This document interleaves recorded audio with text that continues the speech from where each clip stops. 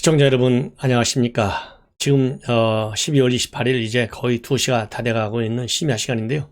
제가 아까 방송으로 마무리를 짓고 자려고 그랬는데 다시 또 긴급한 하나 뉴스가 떴어요. 그래서 이 보도를 하고 자려고 다시 방송을 시작했습니다. 뭐냐면요, 추미애가 결국은 입장문을 발표했습니다. 제가 앞에 방송에서도 추미애가 청와대와 전면전을 지금 하고 있는 상황이다.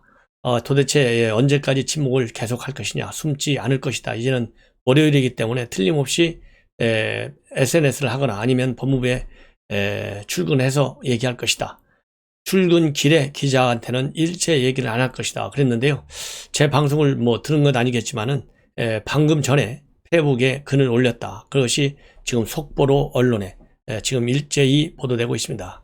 이번에는 그동안의 SNS와 달리 굉장히 짧게 두 줄만 올라와 있어요. 옛날에는 길게 올라왔잖아요. 그러니까 지금 본인 뜻대로 되는 게 하나도 없어요. 그러다 보니까 일단 짧은 메시지를 통해서 본인의 울분을 좀 전달하고 있다. 이렇게 저는 말씀드리고 싶은데요. 뭐라고만 딱 되어 있냐면 그날이 쉽게 오지 않음을 알았어도 또한 그날이 꼭 와야 한다는 것도 절실하게 깨달았습니다. 이렇게 되어 있거든요. 그래서 이 글을 올리자마자 좋아요, 이런 이 동의, 그야말로 격려의 이모티콘이 5,600개, 약 거의 6,000개나 달렸어요. 1시간 만에. 그리고 댓글도 1시간 만에 약 1,000개 정도가 달렸고, 공유가 352회 정도나 달렸습니다. 그래서 이렇게 페북을 쓴 것은 지난달 11일 이후에, 그러니까 28일이니까 17일 만에 처음인 이 첫 SNS가 됐다. 이런 말씀을 드리고 싶은데요. 이 페이스북에 최근 페이스북에는 정호승 시인의 산산조각이라는 제목의 글을 올려가지고 모든 것을 바친다 했는데도 아직도 조각으로 남아있다. 산산조각이 나더라도 공명정대한 세상을 향한 꿈이었다. 하얗게 밤을 지낸 국민 여러분께 바친다. 이런 글을 썼거든요. 그렇기 때문에 본인이 제대로 안 될 때 본인이 얼마나 산산조각이 나겠느냐. 명예도 없어지고 이름도 없어지고 지금까지 5선 국회의원 당 대표까지 지냈는데 이게 내 이름이 산산조각이 난다. 그렇지만은 공명정대한 세상을 향한 꿈, 이건 버리지 않겠다. 이런 결의를 다졌어요. 그러다가 이제 본인 생각과 달리 징계의 의결까지는 잘 나갔는데, 사실 징계의 의결도 잘 나간 것도 아니에요. 사실은 해임하려고 그랬는데 정직 불과 2개월밖에 못 나갔잖아요. 그런데 이게 행정법원에서 딱 기각이 돼버렸어요. 행정법원에서 윤 총장의 가처분 신청이 인용됐어요. 이러다 보니까 오랫동안 생각보다 그야말로 독한 성격에 참느라고 고생했다. 저는 이런 얘기를 안 들을 수가 없네요.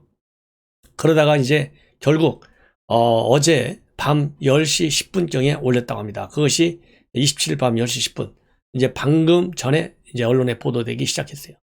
그렇다고 본다면 여기에 나와 있는 1,000개가 넘는 댓글, 45분 만에 1,000개가 넘는 댓글과 공유가 352, 그리고 이모티콘 좋아요가 5,600개, 어마어마한 지지 세력을 가지고 있는 거예요. 이게 전부 다 문바들이 3개입니다. 여기에서 무한 지지와 응원을 보낸다, 힘내시라, 이런 댓글이 줄을 이뤘고요. 그 다음에 반면에 명색이 법무장관이시면 부끄러운 줄 알아라, 이런 비판 댓글도 지금 달려있다고 합니다. 그래서 열흘이 넘게 침묵을 이제 깼어요. 왜냐하면 12월 24일 날 판결이 난 이후로는 열나흘이네요. 열나흘. 14일, 2주 만에 이제 결국은 입을 열은 거나 마찬가지죠. 그래서 제가 말씀을 드린 대로 제가 예견한 대로 결국 월요일 날 이렇게 야밤에 올렸다, 글을. 자, 그러면 이게 쉽게 오지 않는 그날이 뭡니까? 윤석열을 내쫓는 날이죠. 그렇죠? 식물총장으로 1년 내내 만들었는데 그거를 갖다가 이제 징계의 최종적으로 의결을 통해서 내쫓으려고 했는데 식물총장 갖고 만족을 못하니까 이게 그날이 쉽게 안 왔어요. 왜? 행정처분 법원에서 가처분 신청을 인용해 줬잖아요. 그런데 그 다음에 그날이 꼭 와야 한다는 것도 절실하게 깨달았다. 이 얘기는 뭡니까? 윤석열 총장이 저렇게 법으로 2번, 3번씩 오뚜기 같이처럼 살아나는데 기어이 무너뜨려야 되겠다. 그 날은 반드시 와야 된다. 그래야 검찰 개혁이 돼서 본인이 꿈에도 소원이었던, 그리고 취임할 때도 국민께 약속했던 검찰 개혁 완수의 날이 와서 월계관을 반드시 쓰고야 말겠다. 이렇게 지금 되었어요. 그래서 그날이 꼭 와야 한다는 것도 절실하게 깨달았다. 이 얘기는 본인이 주어로 돼서 그렇게 오게 만들겠다는 것인지 장관직을 내놨지만은 후임 장관이 와서 그 일을 성취하라는 얘기인지 제가 보기에는 이제는 쫄르고 압박하고 반발을 하다가 지쳤을 것 같아요. 그러니까 지치다 이제 청와대가 사의를 생각보다 빨리 본래는 대통령도 1월 초에 이 징계 의결대로만 진행이 됐으면 1월 초에 꽃가마를 태워서 내보내려고 공수처 설치하는 거 이렇게 시나리오를 썼었는데 지지율은 빠지죠. 민주당 지지율 빠지지. 본인 지지율 빠지지. 4월 선거는 당을 앞당겨 오지. 그러니까 추미애가 아무리 난리를 쳐봐도 추미애 신경 써줄 여유가 없는 거예요, 대통령이. 그렇기 때문에 그날이 꼭 와야 한다는 것은 제3자 입장에서는 같아요. 검찰 개혁이 와가지고 제대로 윤석열을 몰아내라. 이 얘기를 다시 한번 하는 것 같습니다. 이것만 보더라도 얼마나 참 독한 사람이냐 이런 말씀을 아니 들을 수가 없네요. 예. 이걸 먼저 말씀드리고 추미애가 말이죠. 윤석열 총장은 몰아내는 데서만 실패한 게 아니에요. 실패한 게 여기저기에 널려 있어요. 가장 중요한 것은 동부구치소와 541명의 확진자가 나오게 방기했던 이 직무유기 범죄가 성립이 안 되는지 NGO 단체에서 한번 이거 옛날에 말이죠. 이 IMF가 왔을 때 IMF를 방치 못한 죄로 영창 갔어요, 사람들이. 그러니까 동부구치소에서 우리 국내에서 단일시설에서 500여 명이 집단 확진이 발생하는 것은 처음인 일이에요. 국제적으로도 부끄러운 일이에요. 왜냐하면 외국에서도 이 구치소 같은 거 잘 챙겨야 된다. 이런 원인들이 충분히 왔거든요. 그렇기 때문에 직무유기 방기 아닌지 한번 이거 법적으로도 따져봐야 되겠다. 이런 말씀을 제가 갑자기 생각이 나는데요. 또 실패한 게 있습니다. 바로 나경원이를 또 이 법의 심판대에 세우려 했는데 실패했어요. 이거를 누가 했습니까? 나경원이 피의 사실 유포를 누가 했어요? 추미애가 있잖아요. 이런저런 일을 이렇게 해서 지금 다 내가 보고받고 있는데 죄가 좀 된다. 그래서 철저히 수사할 것이다. 국회에서 밝혔잖아요. 그런데 지금 죄가 됐나요? 전혀 안 됐어요. 그 수사를 누가 했는데요? 이성윤이가 했잖아요. 그런데 그 건수가 무려 13건이나 된다고 합니다. 근데 13건 전부 다 이성윤이가 전부 불기소 처분했어요. 자, 이러니 추미애가 지금 여기저기 걸린 나경원 의원 법률가 아니에요? 판사 출신. 나경원 의원 법률가니까 이거 추미애와의 연계, 이 서울중앙지검에서 어떤 경위로 이 재탕, 3탕, 4탕까지 쳐가지고 불기소 처분했는지 여기에 추미애가 어느 정도 개입됐는지 해서 법의 심판을 받도록 해야 될 거 아니겠어요? 그래서 나경원 의원이 27일 날 페북에 글을 올렸어요. 추미애 검찰이 진실과 사실 앞에 무릎을 끄는 것이다. 진실의 승리요 추미애 검찰의 패배다. 이렇게 글을 올렸습니다. 그래서 얼마나 건도 안 되는 사건이면 이성윤마저도 선뜻 수사에 나서지 못했겠느냐. 저를 괴롭히지 않고서는 못 빼는 정권이네 민주당과 추 장관은 검찰을 무리하게 움직여서 대대적인 탄압 수사를 벌였다. 그러면서 누가 배후에 있냐? 누가? 추 장관이다. 누가 그 순회인가? 바로 문재인 정권이다. 저와 이 정권이 카리텔이라는 것이냐? 이렇게 지금 밀어붙이고 있습니다. 예. 그러면서 윤 총장을 몰아내려다가 실패하고 징계마저 법관의 양심 앞에 무력화된 이 정권이 이제는 버젓이 검찰총장 탄핵을 꺼내들고 있다. 이것은 이 정권이 사법장악 3단계의 마지막 단계다. 그래서 인사권, 징계권 남용이 1단계, 공수처가 2단계, 이제 3단계는 판검사 벌초다. 그래서 180석 입법 독재 권력으로 마음에 안 드는 판검사를 탄핵으로 솎아내겠다는 것이다. 그래서 이것은 윤석열 개인에 대한 탄압이 아닌 대한민국 사법질서 장악의 본격화다. 이렇게 지금 비판하고 있습니다. 예. 이럼에도 불구하고 그래서 지금 이제 추미애는 윤석열과의 관계에서 3연패, 또 나경원 또 1패를 기록하고 있어요. 그럼에도 불구하고 강성 문바들 윤석열 탄핵하자 이런 문자 공세를 지금 열심히 하고 있다고 그러고요. 청와대 청원란에 윤석열 총장 탄핵하라 이런 청원을 올려서 4만 명 가까이가 지금 동의를 하고 있다. 이런 말씀을 드리고 싶고요. 또 이 가수 이승환 씨가 여전히 SNS를 통해서 그야말로 윤 총장 비판에 열을 올리고 있어요.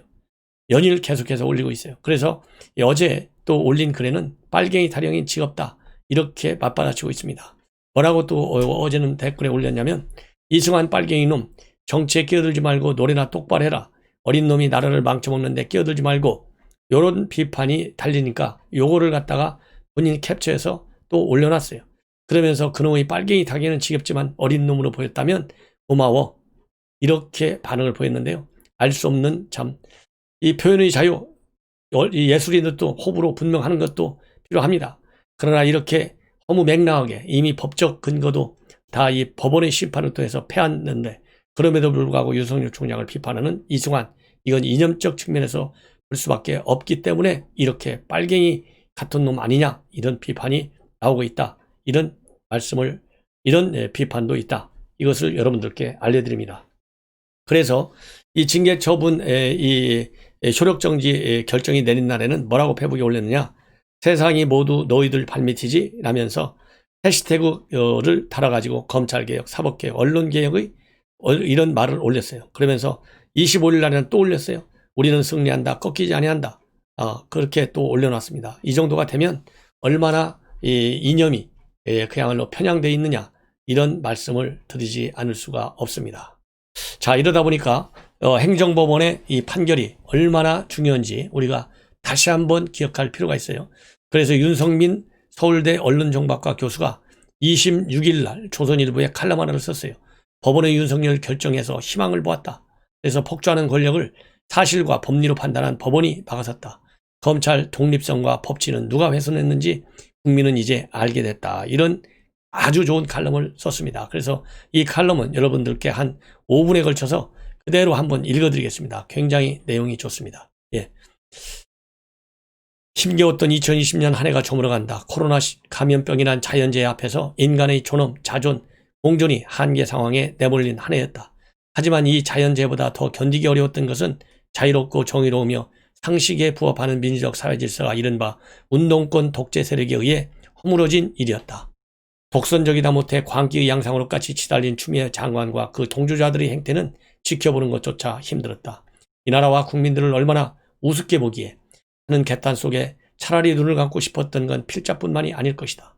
거침없는 권력의 기세 앞에 어떤 호소도 분노도 저항도 무력해 보였다. 이 폭주하는 권력을 법원이 막아섰다.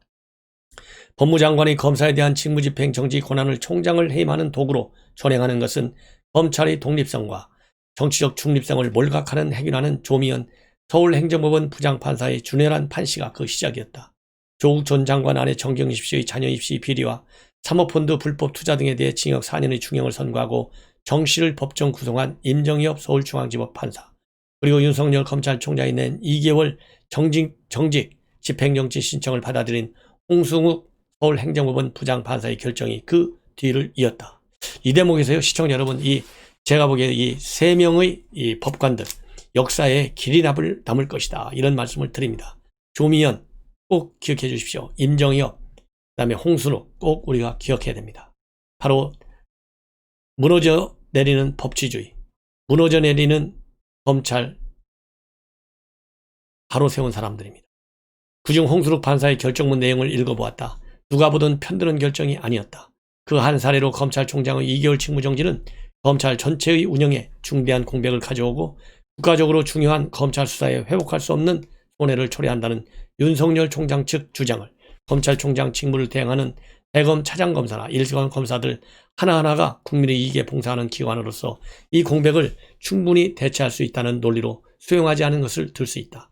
일체의 가정 주관적 주장, 애매함을 배격한 채 사실관계와 법리에만 기초한 판단이었다. 신문진영의 라디오 진행자 김호준은 이를 두고 행정법원의 일개 판사가 라고 분개했다. 하지만 삼권 분립의 정신에 기초한 사법부 본연의 모습이었다. 이러한 판결들로 일단락된 추미애 윤석열 대립 사태는 비록 비싼 사회적 비용을 치르긴 했지만 그만큼 값진 교훈을 전해주었다. 근본 사태는 검찰이 비정치적이어야 하며 이를 위해 정치적으로 개혁되어야 한다는 주장이 얼마나 무모하고 위험한 정치 권력의 검찰 장악 시도로 수행할 수 있는지 여실히 드러냈다. 이제 다수의 국민은 검찰의 정치적 중립성과 독립성을 훼손하고 법치주의를 침해하는 주범이 누구인지 깨닫게 되었다.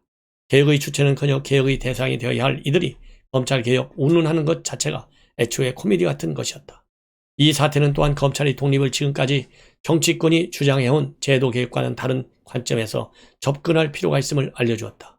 검찰을 포함해 정치적 상호작용의 중심에 위치한 권력기관이 그 어떤 제도적 장치에도 불구하고 때로 직접적으로 때로 은밀하게 작동하는 정치 권력의 힘에서 완전히 벗어날 수 없음은 세계 주요국의 역사가 웅변하는 사실이다. 당장 근본 추 윤 사태는 검찰이 책임있는 독립을 제도화한 검찰 인사, 감찰, 징계 제도가 그 본연의 취지를 벗어나 정치적 수단으로 얼마나 악용될 수 있는지를 보여주었다. 야당의 후보 추천 거부권을 무력화해서 여당의 뜻대로 공수처장 후보를 추천할 수 있게 해악한 공수처법이 제도적 대안이 될 수 없음은 물론이다. 그렇다면 검찰의 정치적 독립성을 견제하면서도 검찰 스스로 권력 기관화하는 문제를 해결할 대안은 무엇인가? 지나친 단순화의 위험에도 불구하고 필자는 검찰의 변화는 외부로부터의 제도적 개혁에 앞서 검사 개개인이 내면화한 책무성과 소명의식, 이른바 규범성을 강화하는 노력에서 시작되어야 한다고 판단한다. 검찰의 실질적 변화의 시작과 끝은 그 어떤 외생적 제도개혁에 앞서 검찰 구성원 개개인의 변화라고 할 것이다. 이러한 변화는 검찰 자체의 개혁을 넘어 검찰 문제의 근원인 정치적 후견주의의 개혁에 기여할 것이다. 기득권 집단인 검찰 성원들에 의한 이러한 내생적 변화가 쉽지 않다는 건 두말할 나위가 없다.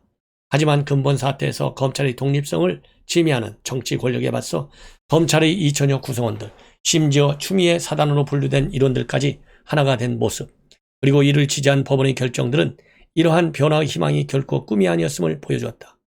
윤석열 총장의 중심을 굳건히 지켰기에 가능한 일이었다. 진영화된 정치적 검찰을 넘어 진영을 초월한 규범적 검찰의 가능성을 그가 열었다. 2020년 세모의 한국 사회는 새로운 희망으로 따뜻했다. 이렇게 지금 조선일보 칼럼에 실려 있는데요. 아까 말씀드린 대로 이 서울대 언론정보학과 윤성민 교수 종종 조선일보에 칼럼을 쓰고 있는데요.